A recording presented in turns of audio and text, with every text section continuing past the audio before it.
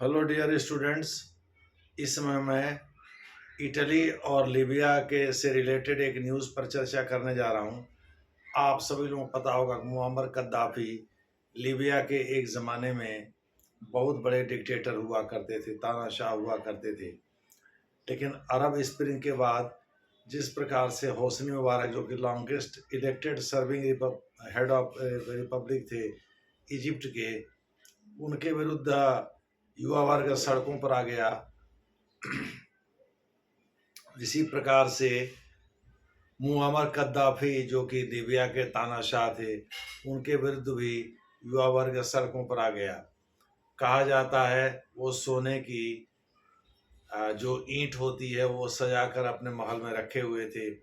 इतना पैसा उन्होंने बनाया था, यानी भ्रष्टाचार का चरम कर रखा था। उनको एक सुरंग से बाहर निकाल कर लोगों ने मार दिया। तो तब से लीबिया का मामला दबा हुआ था। लेकिन आपको हम बताते चलें, ओबामा के समय जब हिलेरी क्लिंटन विदेश मंत्री थी तो उन्होंने लीबिया की यात्रा भी की थी। 55-56 साल में कोई अमेरिकी विदेश मंत्री लीबिया गया था। यानी धीरे धीरे लीबिया से अमेरिका के संबंध भी मधुर हो रहे थे।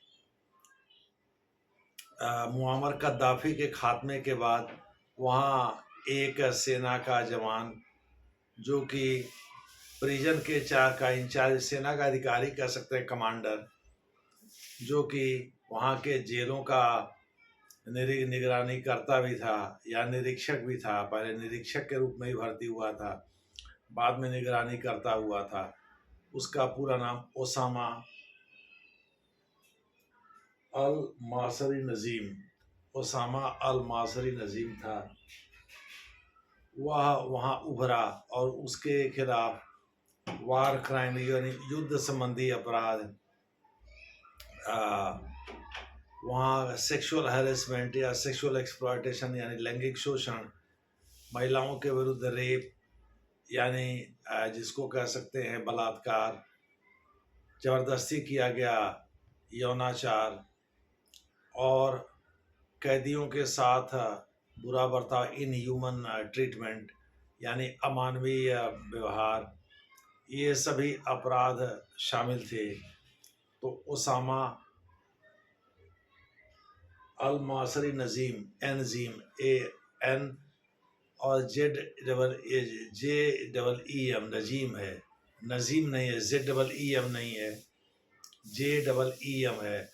ओसामा OSAMA L मासरी ELMASRY या RI मासरी नजीम, एनजीम, N कैपिटल और JEEM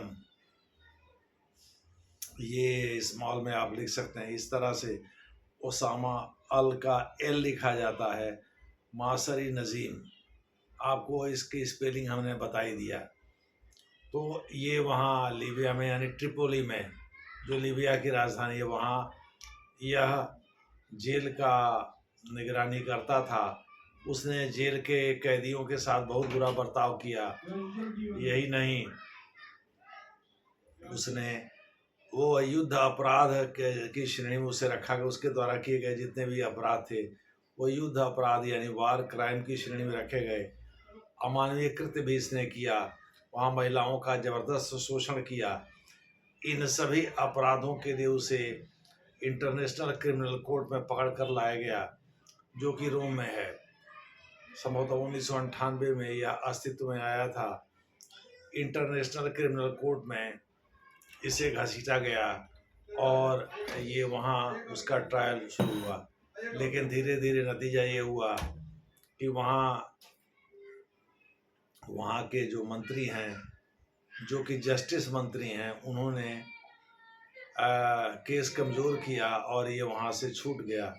दूसरे शब्दों में इटली के रोम से ये छूट गया और छूटकर स्वदेश वापस आ गया। इसके लिए जॉर्जिया मेलोनी, जो कि इटली की प्रधानमंत्री हैं, अभी कम उम्र है, 46 या 47 साल की उनकी उम्र ही है, तो उनको इसके लिए दोषी ठहराया गया। उन्होंने खुद ही स्वीकार किया एक पब्लिक टेलीविज़न के माध्यम से कि हमको जुडिशियल स्क्रूटिनी के अंतर्गत रखा गया है या हमारे खिलाफ इन्वेस्टिगेशन हो रहा है। देखते हैं यह इन्वेस्टिगेशन किस मुकाम तक पहुंचता है।